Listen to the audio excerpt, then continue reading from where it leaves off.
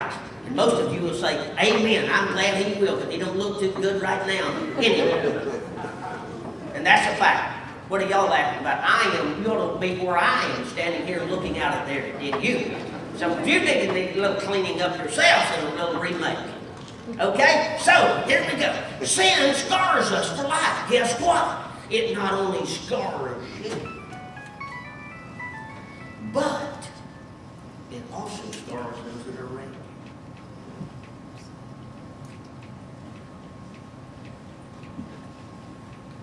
Think about it. It has a drastic effect on many of those around you. Yeah. Turn over to 2 Samuel.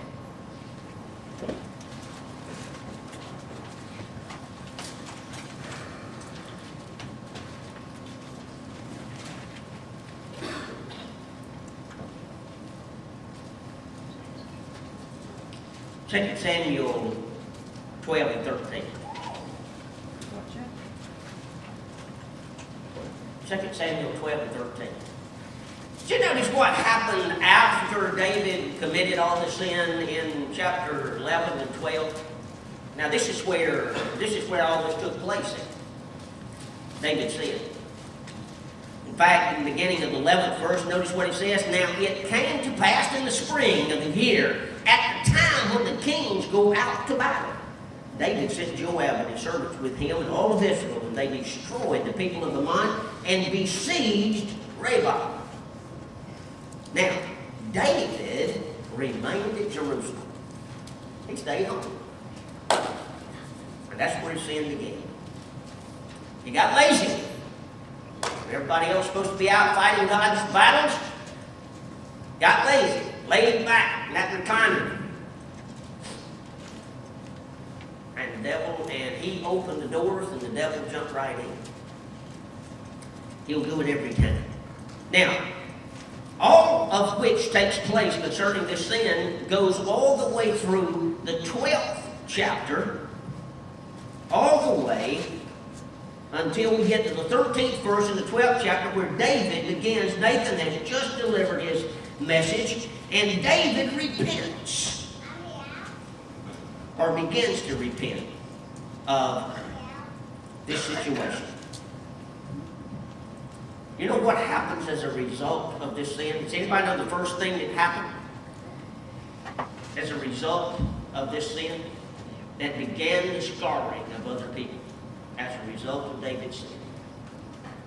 Uriah died as a result. Can you imagine what Uriah's family? Tragic.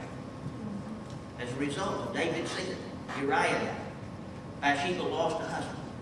Then she lost a child. David's first.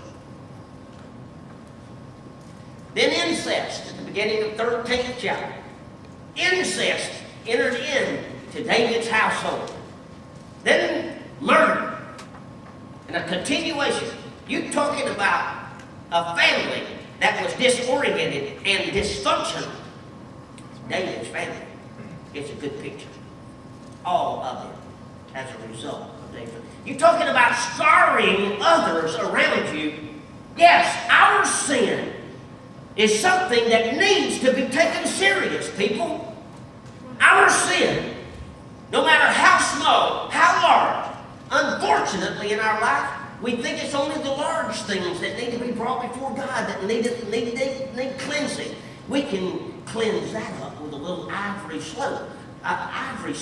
But what we really need is to get some of that good old-fashioned live soap and get down here at the altar of God, get on our knees with God, and do a little scrubbing. Amen. Because that's what God is requiring of His people.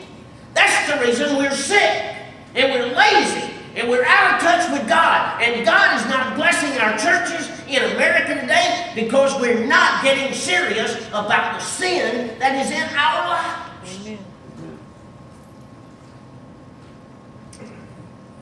What sin does? Yes, separates, scars you and others around you. God help us.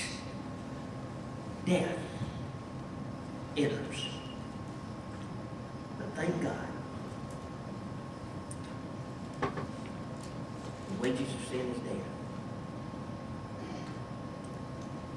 there's death, there's life.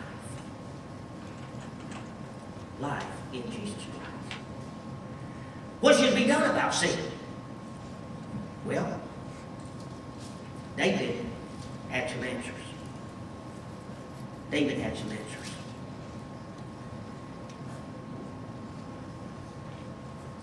Do you notice what he said in the 13th verse of 2 Samuel?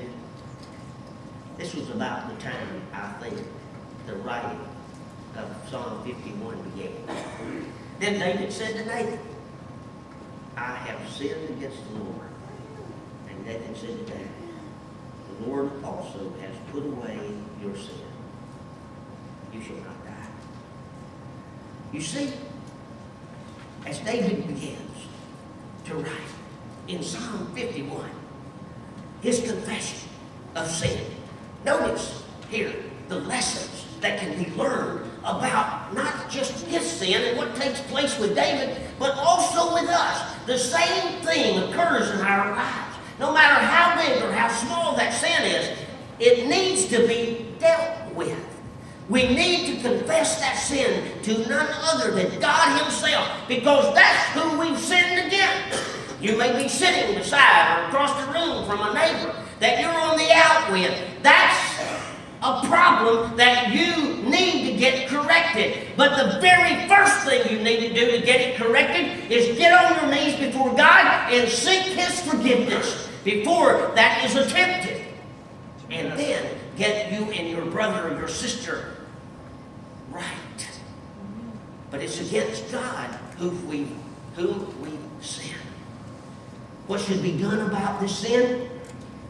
Two things.